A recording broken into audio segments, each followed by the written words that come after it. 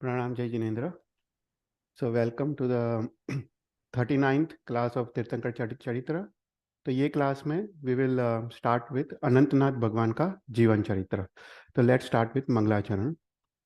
नमो अरियंतानम नमो सिद्धानम नमो आयरियानम नमो वज्जायानम नमो लोहे सब सावनम ऐसो पंच नमुकारो सब पाव परासनो मंगलानं च सव्वेसिं परमं अवै मंगलम राग द्वेष विजेतारम ज्ञातारम विश्ववस्तुना सक्र पूज्य गिरामेशम तीर्थेशम श्रुतिमानये पन्नगे च सुरेन्द्रे च कौशिके पाद संस्कृति निर्विशेष मनस्काय श्रीवीर स्वामिने नमः अज्ञानां तिमिरान्धानां ज्ञानजननी शलाकया नेत्रमुन्मिलितं येन तस्मै श्रीगुरुवे नमः सर्वरिष्टप्रणाशाय सर्वभीष्टार्थदायिने सर्वलब्धिनिदानाय श्रीगौतम स्वामिने नमः ओंकारबिन्दुसंयुक्तं नित्यं ध्यायन्ति योगिनः कामदं मोक्षदं चैव ओंकाराय नमो नमः। तो प्रणाम जय जिनेन्द्र। तो ये क्लास में विल स्टार्ट विथ अनंतनाथ भगवान का जीवन चरित्र। तो लास्ट क्लास में we started with the description of ऊर्ध्वलोक। तो हमने ऊर्ध्वलोक का डिस्क्रिप्शन स्टार्ट किया था और ऊर्ध्वलोक में हमने सिद्धशिला का डिस्क्रिप्शन किया था और उसके बाद हमने 5 अनुत्तर और 9 ग्रेवियक के बारे में हमने देखा। तो आज हम और आगे बढ़ेंगे, पर पहले विल जस्ट ब्रीफली रिवाइज। तो ऊर्ध्वलोक में सबसे पहले 12 वैमानिक देवलोक होते हैं, उसके ऊपर 9 ग्रेवियक, उसके ऊपर 5 अनुत्तर विमान और उसके ऊपर सिद्धशिला। तो हमने डिस्क्रिप्शन हमने ऊपर से नीचे हमने डिस्क्रिप्शन शुरू किया था। तो लेट्स ब्रीफली रिवाइज। तो सबसे पहले हमने सिद्धशिला के बारे में देखा। तो सिद्धशिला हमने देखा कि जो 5 अनुत्तर विमान है और 5 अनुत्तर विमान में जो सर्वार्थ सिद्ध विमान है उससे 12 योजन ऊपर ये सिद्धशिला नाम की पृथ्वी आई हुई है। तो ये सिद्धशिला नाम की पृथ्वी ये उल्टे छत्र की तरह है, इट्स लाइक इन्वर्टेड अम्ब्रेला उसका आकार है। वो दूध की तरह सफेद, मोतियों की माला जैसा सफेद या स्फटिक रत्न जैसा वो सफेद रंग की है। वो अर्जुन नाम के अंक रत्न की बनी हुई है और ये गोलाकार या वलयाकार है। और इस सिद्धशिला के 1 योजन ऊपर इस लोक का अंत है, राइट। फिर हमने देखा ये जो सिद्धशिला है उसका जो जाड़ाई है, जो उसका थिकनेस है सेंटर में, वो 8 योजन है। और जैसे ही हम पेरिफेरी की तरफ जाते हैं उसका जो थिकनेस वो कम होते जाता है और पेरिफेरी के अंत में उसका जो थिकनेस माखी की पांख की तरह पतला या अंगुल का असंख्य अथवा भाग की तरह वो छोटी हो जाती है। तो ये सिद्धशिला की पृथ्वी, राइट, वो सिर्फ पृथ्वी है, वहां पे कोई सिद्ध के जीव नहीं है। सिद्ध के जीव तो लोक के अंत में जाके वसे हुए हैं। तो हमने देखा कि ये जो सिद्धशिला नाम की पृथ्वी है उसके 1 योजन ऊपर ही लोक का अंत है। तो वहां पे सभी सिद्ध भगवान, सिद्ध के जीव वहां पे जाके वो स्थिर होते हैं। तो हमने देखा कि ये जो सिद्धशिला पृथ्वी है वो मैक्सिमम उसका जो डायमीटर है वो 45 लाख योजन है। उसका अर्थ कि अरिद्वीप में जो भी जीव है वो ही सिद्धशिला को वो जा सकते हैं। तो जो भी जीव ये सिद्ध सिद्ध गति प्राप्त करते हैं वो एक ही समय में 4 चीज करते हैं। वो सभी कर्म का क्षय करते हैं, अपना देह का त्याग करते हैं, ऊर्ध्व गति करते हैं और लोक के अंत को वो ट्रैवल करते हैं। ये सभी चारों 4 प्रक्रिया मात्र एक ही समय में होती है। और लोक के अंत से 333 धनुष्य तक जो डिस्टेंस है लोक के अंत से, ये मेरा पॉइंटर है, तो लोक के अंत से 333 धनुष्य, इतने स्पेस में सिद्ध के जीव बसे हुए हैं। इसका कारण यह है कि जो भी जीव मोक्ष में जाता है उसका मैक्सिमम जो शरीर है वो 500 धनुष का हो सकता है, जैसे ऋषभदेव भगवान का शरीर 500 धनुष का था। और जब वो जीव मोक्ष में जाता है वो अपने आत्मा को संकोच करता है, आत्मा कॉम्प्रेस होता है, तो वो 2/3 तक कॉम्प्रेस होता है। तो जो 500 धनुष्य वाला जीव है उसका मैक्सिमम अवगाहना, उसको अवगाहना कहते हैं, मैक्सिमम अवगाहना 333 धनुष्य है। और मिनिमम कितना है, तो 2 हाथ वाले जीव मोक्ष में जाते हैं तो वो भी 2/3 कंप्रेस होते हैं। तो मिनिमम अवगाहना वो 1 हाथ और 8 अंगुल है। तो लोक के अंत से 333 धनुष्य तक सिद्ध जीवों का वसवाट है। फिर उसके बाद हमने देखा कि अलग अलग एंगल से हमने सिद्ध के बारे में देखा कि क्षेत्र से कि अरिद्वीप में जो जीव है वो मोक्ष में जा सकते हैं। पर जिसने 15 कर्मभूमि, 5 भरत, 5 ऐरावत और 5 महाविद्या में जन्म लिया हो वही मोक्ष में जा सकते हैं। फिर कार से थर्ड और फोर्थ आरा वाले जीव मोक्ष में जा सकते हैं। पर अगर फोर्थ आरे में जन्म लिया हो तो फिफ्थ आरे में वो मोक्ष में जा सकते हैं।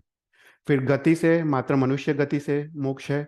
लिंग से पुरुष लिंग, स्त्रीलिंग और नपुंसक लिंग तीनों तीन मोक्ष में जा सकते हैं। पर जन्म से अगर नपुंसक लिंग हो तो वो मोक्ष में नहीं जा सकता है। पर जन्म से अगर पुरुष और स्त्री लिंग हो और कोई कारण से नपुंसक हो गया हो तो वो मोक्ष में जा सकते हैं। फिर तीर्थ के बारे में देखा कि तीर्थ के अंदर मतलब भगवान जब तीर्थ की स्थापना करते हैं उसके बाद मोक्ष है और तीर्थ के बाहर भी मोक्ष है, राइट, मरुदेव्या माता। फिर चारित्र जो यथाख्यात चारित्र जिसने प्राप्त किया हो 12th गुणस्थानक उसके लिए मोक्ष है। फिर मोक्ष 3 तरह से होता है। एक है प्रत्येक बुद्ध, बुद्ध बोधित और फिर स्वयं बुद्ध। प्रत्येक बुद्ध मतलब कोई निमित्त पाके केवल ज्ञान उत्पन्न होता है। बुद्ध बोधित मतलब किसी के उपदेश द्वारा उसको केवल ज्ञान उत्पन्न होता है। और स्वयं बुद्ध मतलब तीर्थंकर, उनको किसी की उपदेश की जरूरत नहीं है, वो स्वयं ही अपने आत्मा के बल से उनको केवल ज्ञान उत्पन्न होता है। फिर उसके बाद हमने देखा ज्ञान, तो 2 ज्ञान वाले को केवल ज्ञान हो सकता है, 3 ज्ञान वाले को केवल ज्ञान हो सकता है और 4 ज्ञान वाले को केवल ज्ञान उत्पन्न हो सकता है। अवगाहना के बारे में देखा कि मैक्सिमम अवगाहना 333 धनुष्य है और मिनिमम अवगाहना 1 हाथ और 8 अंगुल प्रमाण है। फिर अंतर के बारे में देखा कि अंतर मतलब मैक्सिमम कितने समय तक कोई जीव मोक्ष में जाता है। तो शास्त्र में लिखा है कि मैक्सिमम 8 समय तक कोई जीव मोक्ष में जा सकता है। अगर प्रथम समय में कोई जीव मोक्ष में गया, सेकंड समय, थर्ड समय, फोर्थ समय, ऐसा करके मैक्सिमम कंटिन्यूअस 8 समय तक जीव मोक्ष में जाते हैं। पर 8 समय के बाद अवश्य एक अंतर आता है, मतलब गैप आता है। ये gap it can be anywhere from 1 समय टू 6 मास, 6 महीने तक का अंतर आ सकता है। मतलब एक समय से लेके 6 महीने तक कोई भी जीव मोक्ष में न जाए, ऐसा भी हो सकता है। पर उसके बाद 6 महीने के बाद अवश्य कोई जीव मोक्ष में वापस जाता है, तो उसको अंतर कहते हैं। संख्या मैक्सिमम एक समय में 108 जीव मोक्ष में जा सकते हैं। जैसे ऋषभदेव भगवान एक समय में 108 के साथ वो मोक्ष में गए थे। तो ऐसा करके हमने सिद्ध जीवों के बारे में देखा। फिर उसके बाद हमने 9 ग्रेवियक और 5 अनुत्तर के बारे में देख रहे थे। तो जो 12 वैमानिक देवलोक है उसमें जो 11th और 12th जो वैमानिक देवलोक है उसके 2 रज्जु ऊपर 9 ग्रेवियक है और 9 ग्रेवियक के एक रज्जु ऊपर 5 अनुत्तर विमान है। तो जो ये 9 ग्रेवियक है, 9 ग्रेवियक में दोनों प्रकार के जीव होते हैं। भव्य जीव भी जा सकते हैं और अभव्य जीव भी जा सकते हैं। मिथ्या दृष्टि भी जा सकते हैं और सम्यक दृष्टि जीव भी 9 ग्रेवियक तक जा सकते हैं। पर जो 5 अनुत्तर विमान है उसमें मात्र सम्यक दृष्टि जीवी जा सकता है। तो ये 12th वैमानिक देवलोक से 2 रज्जु ऊपर 9 ग्रेवियक है और उसके 9 ग्रेवियक के एक रज्जु ऊपर 5 अनुत्तर विमान है। तो इसको उसको समझने के लिए हमने रज्जु का डेफिनेशन देखा था कि रज्जु का डेफिनेशन क्या है कि 3,81,27,970 इतना मर का गोला या इतना भार वजन का अ, कोई देव उसको फेंके तो उसको ट्रैवल करते हुए 6 महीने, 6 दिवस, 6 प्रहर और 6 घड़ी में जितना अंतर वो कापता है उसको एक रज्जु कहते हैं। तो this is just like a definition. पर इन शॉर्ट एक रज्जु मतलब असंख्य योजन्स, काउंटलेस योजन्स मतलब एक रज्जु। फिर उसके बाद हम 9 ग्रेवियक के बारे में सबसे पहले हमने स्टार्ट किया। तो हमने देखा कि जो 9 ग्रेवियक है वो 3 त्रिक में डिवाइडेड है। मतलब वो there are 3 sets of threes. तो उसमें जो ऊर्ध्वत त्रिक है, फिर सेकंड मध्य त्रिक है और अधो त्रिक है। तो ये त्रिक मतलब 3 प्रतर से, मतलब तीन तीन भूमि है। तो जो ऊर्ध्वत त्रिक है उसका नाम है भद्र, सुभद्र और सुजात। ये ऊर्ध्वत त्रिक में देवता के 111 विमान है, ओके, ग्रेवियक के। फिर जो मध्यम त्रिक है उसका नाम है सुमनस, सुदर्शन और प्रियदर्शन, और उसमें 107 देवताओं के विमान है। और जो अधोत्रिक है उसका नाम है आमो, सुपतिभद्र और यशोधर, उसमें 100 विमान है। ओके, तो टोटल 111 विमान, 107 विमान और 100 विमान, सो टोटल 318 देवताओं के विमान इस नवग्रह में है।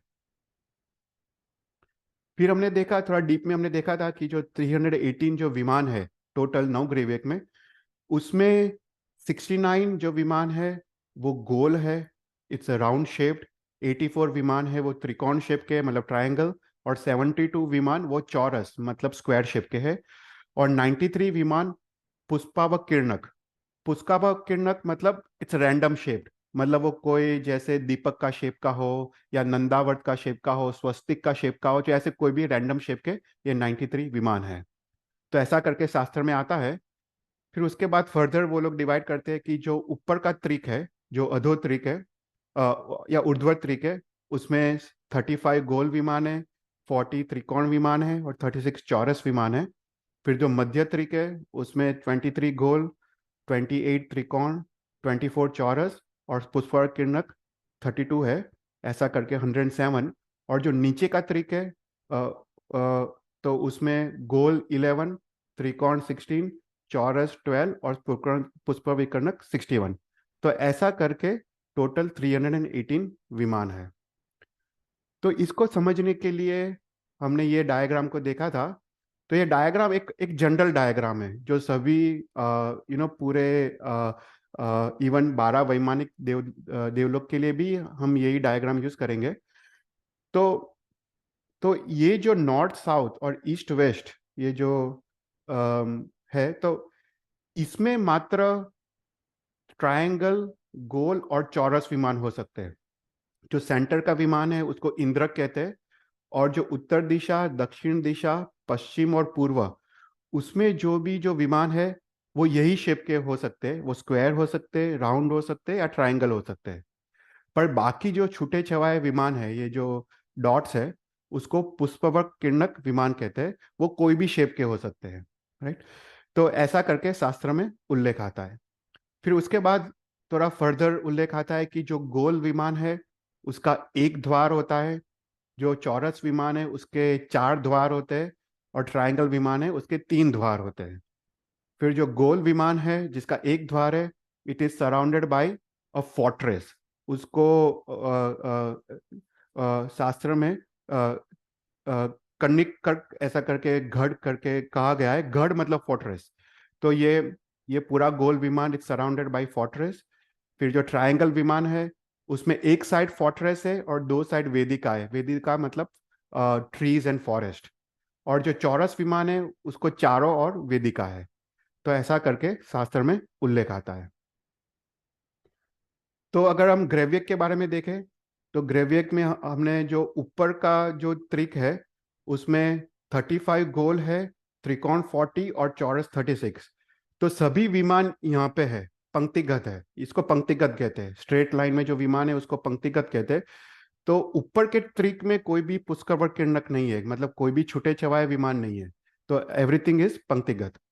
पर जो मध्य त्रिक है, मध्य त्रिक में गोल 23 है, त्रिकोण 28 और चौरस 24, ये सब पंक्तिगत है। और जो पुष्पर किरणक 32 है वो यहाँ पे छूटे छवाए विमान है। ओके। फिर उसके बाद जो लास्ट ट्रिक है, नीचे का ट्रिक, उसमें गोल 11, त्रिकोण 16, चौरस 12 और पुष्पर किरणक 61।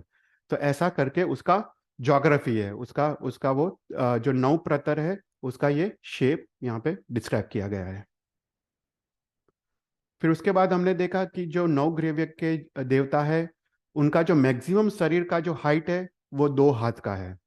और उनका जो आयुष्य है वो फर्स्ट ग्रेव्यक में 23 सागरोपम, ऐसा इंक्रीज होते होते 9th ग्रेव्यक में 31 सागरोपम तक उनका उत्कृष्ट आयुष्य है, राइट। और कोई भी क्वेश्चंस हो तो पूछना। फिर उसके बाद हमने 5 अनुत्तर के बारे में देखा। 9 ग्रेव्यक के एक रज्जु ऊपर 5 अनुत्तर विमान है। तो 5 अनुत्तर विमान में टोटल 5 विमान है। तो उसमें सेंटर में जो इंद्रक विमान है उसको सर्वार्थ सिद्ध विमान कहते हैं। और फिर नॉर्थ, साउथ, ईस्ट, वेस्ट में एक एक विमान है। वो है विजय, विजयंत, जयंत और अपराजित। ऐसा करके 5 विमान अनुत्तर में है। तो हमने लास्ट क्लास में देखा था कि जो 5 अनुत्तर विमान है, उसमें उसमें जो सर्वार्थ सिद्ध विमान है, उसके जो जीव है, ये सभी देवता, सभी सम्यकदर्शी देवता होते हैं। पर जो सर्वार्थ सिद्ध विमान के जो जीव है, उनका ये अंतिम भव है। मतलब वो नेक्स्ट भव में मनुष्य गति प्राप्त करेंगे, उसके बाद वो मोक्ष में जाएंगे। और जो बाजू के 4 विमान है, उनके संख्याता भव बाकी है, मतलब 7 से 8 भव में वो जीव मोक्ष में जाएंगे। तो कहते हैं कि ये जो सर्वार्थ सिद्ध विमान है, जो सेंटर में जो इंद्रक विमान है, उसमें जो जीव उत्पन्न होता है, वो इतना लघुकर्मी होता है कि मात्र अगर वो एक छत का तप अगर वो मनुष्य में ज्यादा कर लेता तो अभी वो मोक्ष में होता।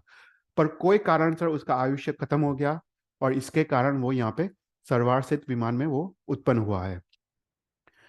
तो यहाँ के जो जीव है, सर्वार्थ सिद्ध विमान जो है, उसमें संख्याता देव है, और पर जो जो बाकी के जो 4 विमान है, उसमें असंख्य देव, ऐसा करके उनका काउंट है।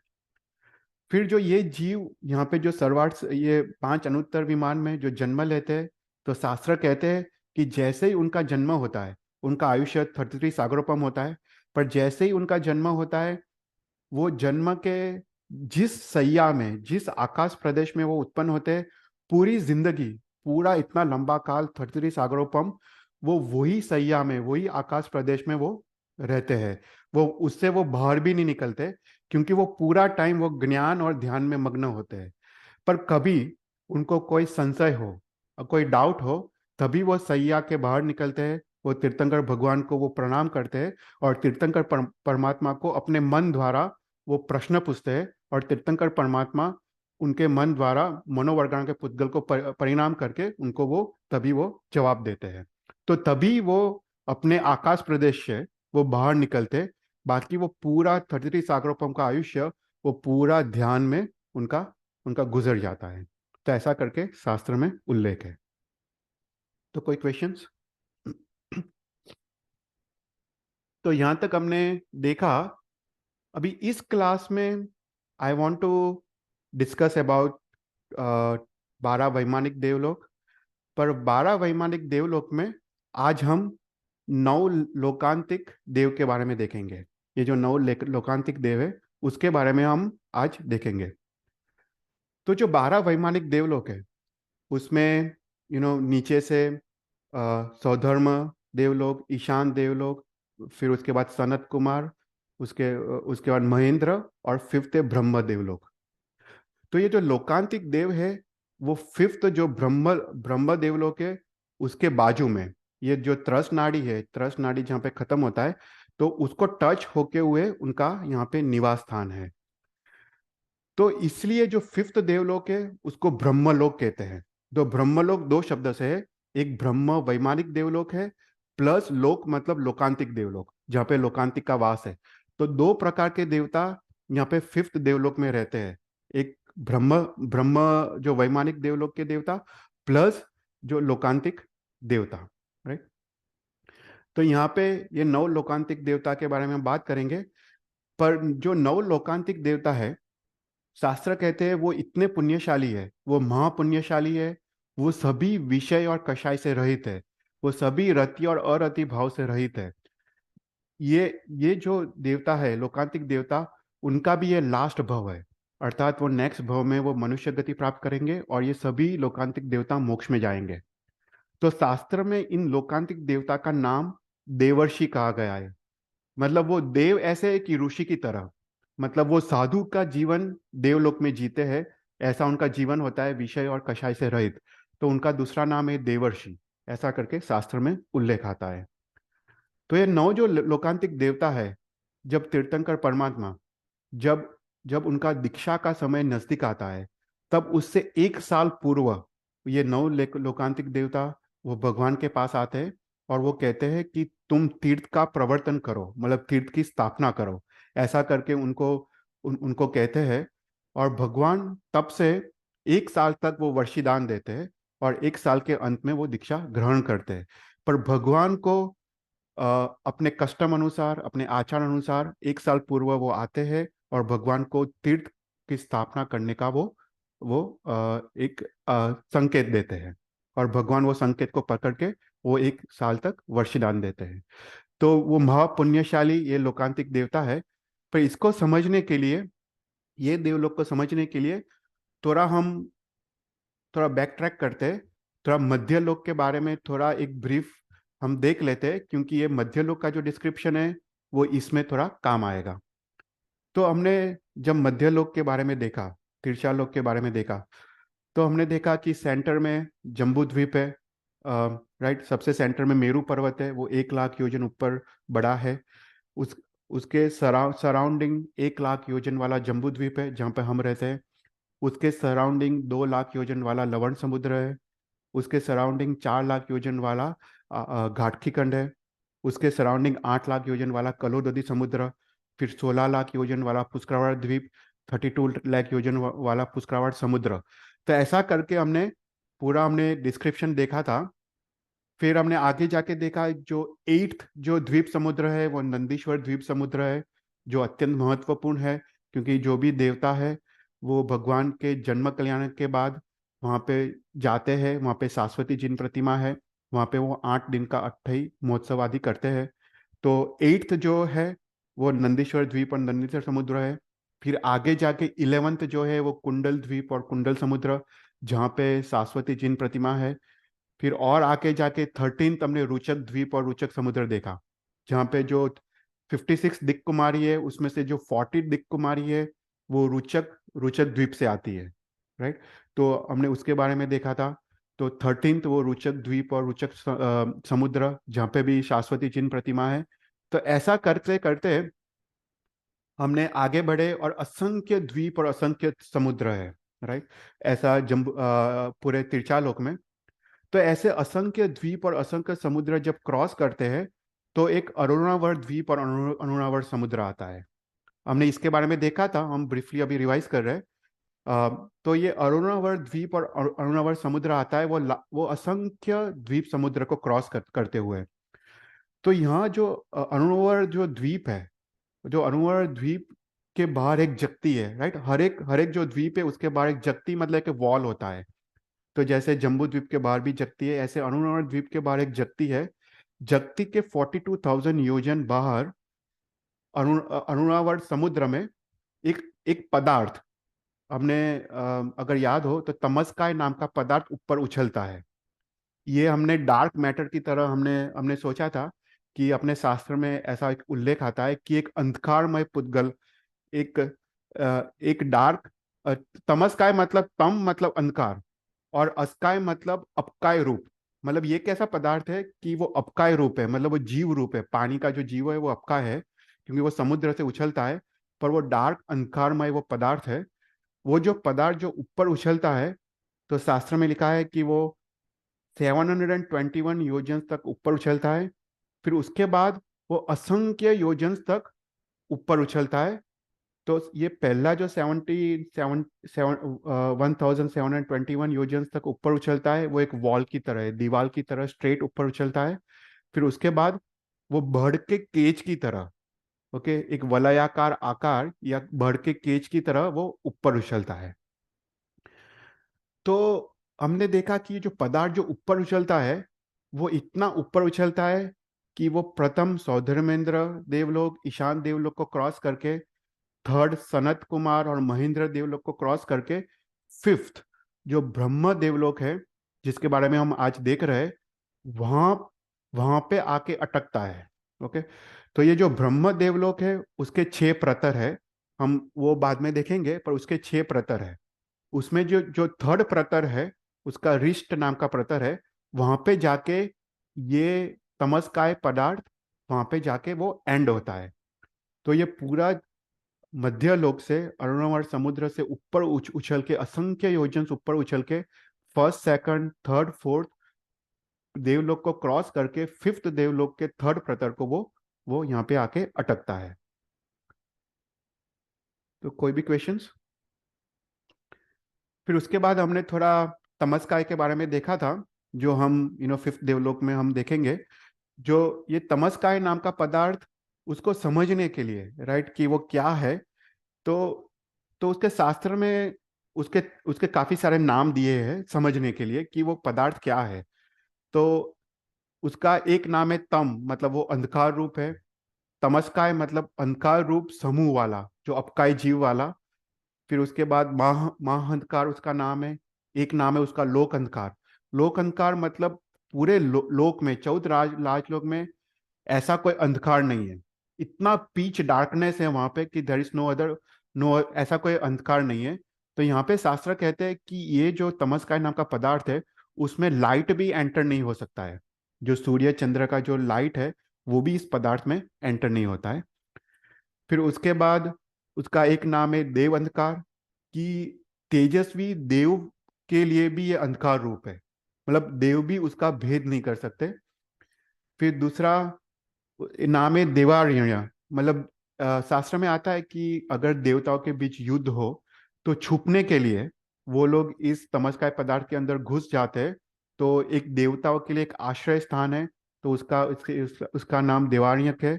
फिर देव व्यू, मतलब देवताओं से भी अभेद, मतलब देवता देवता भी उसको उसको अभेद नहीं कर सकते, उसको भेद नहीं कर सकते। फिर एक नाम है देव परिध, मतलब देवताओं के गमनागमन में रुकावट, विघ्न डालता है। फिर देव प्रतिशोभ, मतलब देवता भी उससे भयभीत होते हैं। तो ऐसा करके शास्त्र में उसका उल्लेख आता है। फिर कहते हैं कि ये जो पदार्थ है उसमें जीव तो है, उसमें अपकाय के जीव है, बादर वनस्पति काय के जीव है, बादर वायु काय के जीव है, और त्रस जीव की उत्पत्ति भी यहाँ पे इस पदार्थ में होती है। राइट। तो ये जो पदार्थ है, अगर साइंस की दृष्टि से देखें तो it very closely resembles the dark matter. Right, मतलब एक एक अंधकार रूप पदार्थ है जहाँ पे वो लाइट भी एस्केप नहीं हो सकती है। तो ऐसा करके शास्त्र में उल्लेख आता है। तो बेसिकली ये अंधकारमय पदार्थ है, श्याम वर्ण का, कृष्ण वर्ण का, और वो देवताओं को भी वो भयभीत करता है। ऐसा एक पदार्थ शास्त्र में आता है। तो ये जो पदार्थ है, राइट, तमस्काय नाम का पदार्थ, जो फिफ्थ देवलोक तक, ब्रह्म देवलोक तक वो ऊपर उछलता है, उसके जो थर्ड प्रतर प्रतर है, रिष्ट नाम के प्रतर तक, वो यहाँ पे आके अटकता है। तो ये जो थर्ड प्रतर है जहाँ पे लोकांतिक देव वसते हैं, उसका यहाँ पे डिस्क्रिप्शन है, उसका यहाँ पे ज्योग्राफी है। तो यहाँ पे जो लोकांतिक देव का जो निवास स्थान है, उसमें टोटल 9 प्रकार के लोकांतिक देव है। तो यहाँ पे 9 प्रकार के विमान है, जो उसमें 9 प्रकार के लोकांतिक देव यहाँ पे वसते हैं। तो यहाँ पे कहते हैं कि सबसे सेंटर में एक रिस्ट नाम का इंद्रक विमान है, और ये रिस्ट नाम के इंद्रक विमान के चारों ओर यहाँ पे ये जो तमस्काय नाम का पदार्थ है, वो यहाँ पे जो अपकाय रूप पदार्थ है, वो यहाँ पे पृथ्वीकाय रूप उसका उसका परिणमन होता है। मतलब यहाँ पे जो अपकाय रूप जो समुद्र से उछलता है, अपकाय रूप, यहाँ पे जो फिफ्थ देवलोक के थर्ड प्रतर में जब आता है, वो पृथ्वीकाय रूप, मतलब वो पृथ्वी पृथ्वी रूप वो हो जाता है।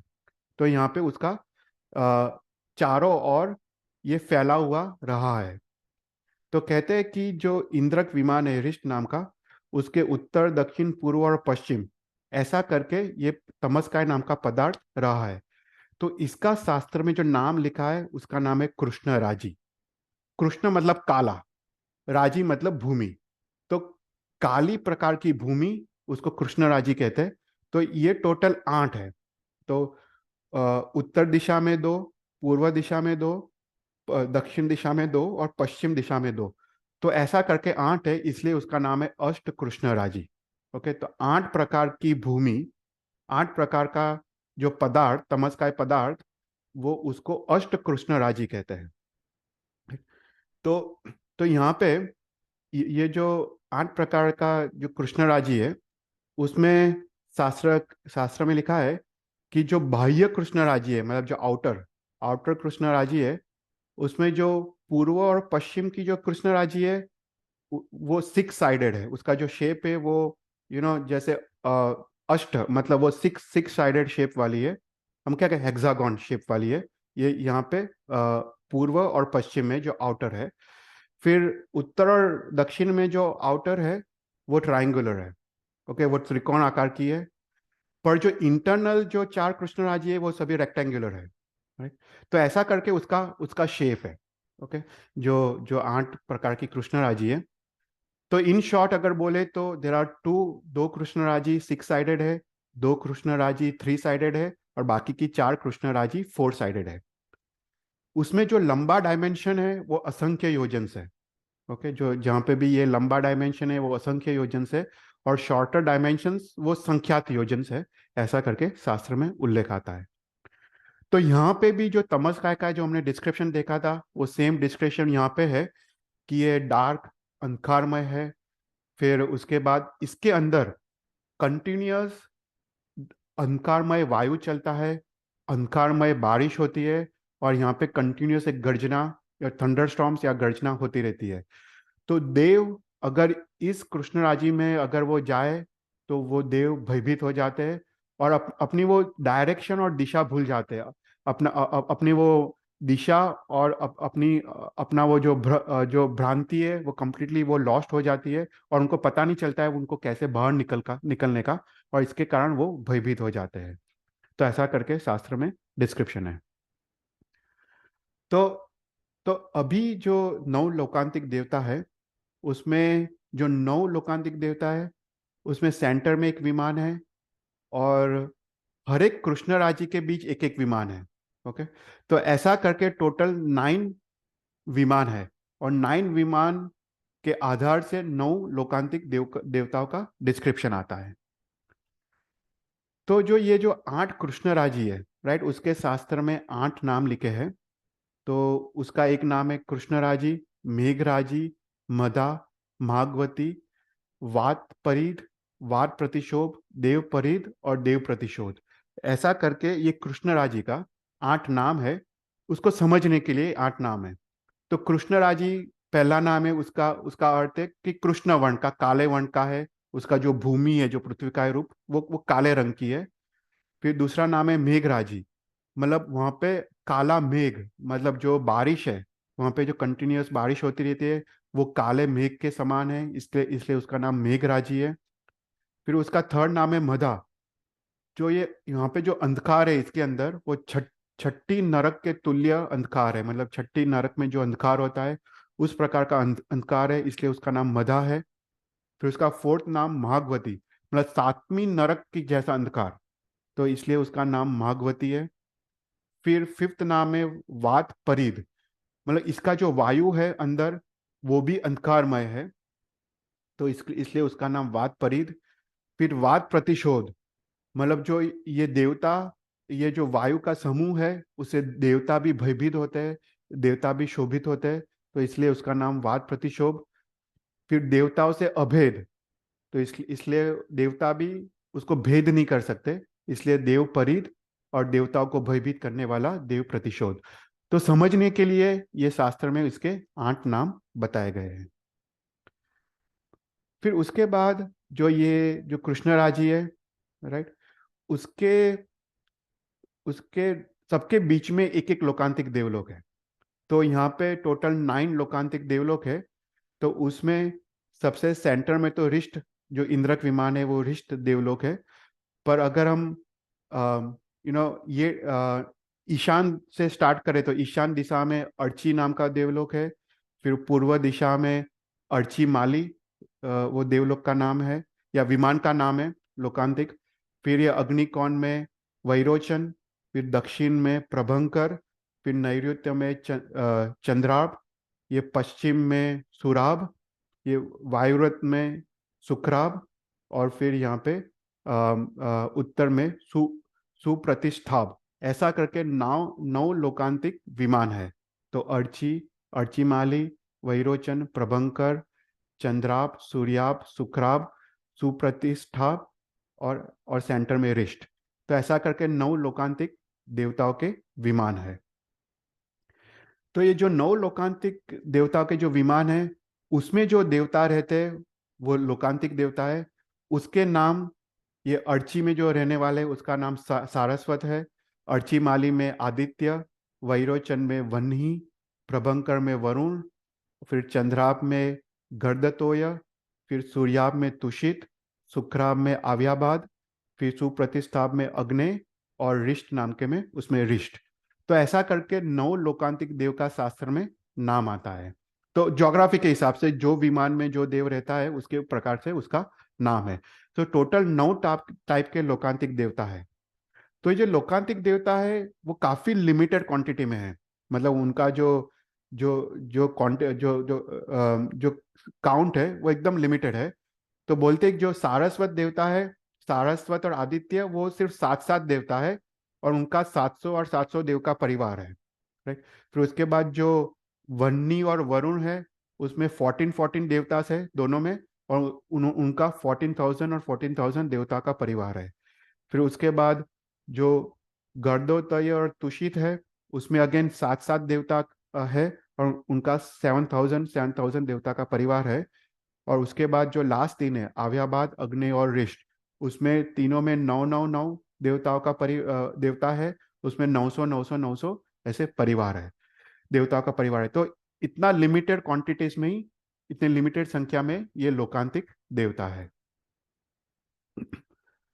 तो हमने देखा ये जो लोकांतिक देवता है, हमने तीर्थंकर चरित्र में इसका काफी वर्णन आता है, काफी उल्लेख आता है कि जब हमने देखा कि जब तीर्थंकर हरिहर परमात्मा जब दीक्षा लेते हैं उसके 1 साल के पूर्व ये 9 प्रकार के लोकांतिक देवता, सारस्वत आदि, वो आते हैं और वो जय जय नंदा, जय जय जय बद्धा करके वो आते हैं, भगवान की स्तुति करते हैं और भगवान को तीर्थ की प्रवर्तन का वो निवेदन करते हैं, रिक्वेस्ट करते हैं।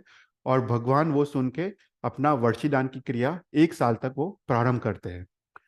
फिर उसके बाद थाणांग सूत्र में लिखा है कि ये जो लोकांतिक देवता है वो भगवान के जन्म कल्याणक के वक्त भी आते हैं, भगवान के दीक्षा कल्याणक वक्त तो आते ही है, और भगवान के केवल ज्ञान कल्याणक में भी, ये तीनों कल्याणक में ये लोकांतिक देवता आते हैं। तो ये लोकांतिक देवता है, उनका 9 प्रकार के लोकांतिक देवता, वो सभी एक अवतारी है। मतलब वो सभी नेक्स्ट भव में वो लोग मनुष्य भव पाके वो सभी जीव मोक्ष में जाने वाले हैं। ये सभी देवता विषय और कषाय से रहित है। ये सभी देवता रति और अरति भाव से रहित है। सभी सभी देवता शांत है, महापुण्यशाली है, और वो सम्यक दृष्टि देवता है। तो मात्र सम्यक दृष्टि जीवी ये 9 लोकांतिक देवलोक में वो उत्पन्न हो सकते हैं। उनका मैक्सिमम आयुष्य 8 सागरोपम है। ये 9 लोकांतिक देवता का मैक्सिमम आयुष्य 8 सागरोपम है। और इनका हमने देखा कि दूसरा नाम देवर्षि है। देवर्षि मतलब देव ऋषि जैसे, साधु भगवान जैसे ये देवता है। तो ऐसा करके 9 लोकांतिक देवता का उल्लेख आता है। तो कोई क्वेश्चंस?